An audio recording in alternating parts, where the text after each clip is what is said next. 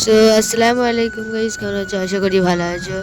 এই সকালে ঘুম থেকে উঠে মুখ টুক ধুয়ে নিয়েছি।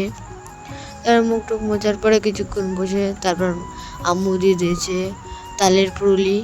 তারপর পুরুলিটা খাচ্ছি, বেশ গরম গরম দিয়ে দিয়েছে।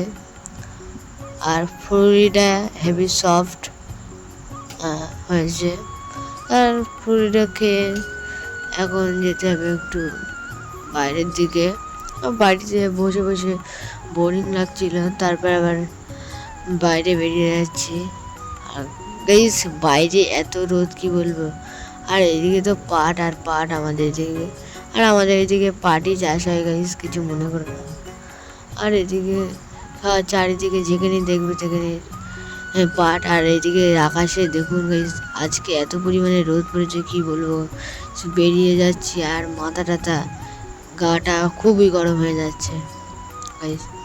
তারপর আবার এই দোকানে চলে এসেছি।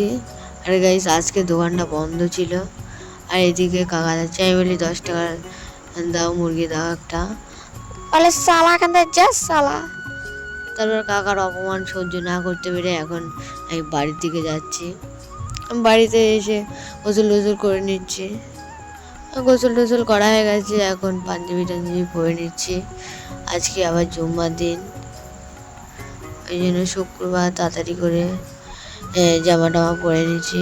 তারপর টুপিটা সেট করে এখন বেরিয়ে যাচ্ছি নামাজ পড়ার উদ্দেশ্যে।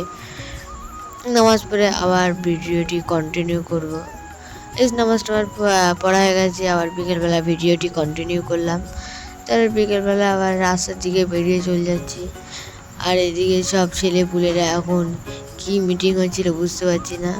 ওইদিকার কান্না দিয়ে আবার এখানে একটু দাঁড়িয়েছিলাম। দাঁড়ানোর পরে আবার আমি আর এই মালটা যাচ্ছি এখন একটু চপের দোকানে। আর এই চপের দোকানে এত ভিড় কি বলবো।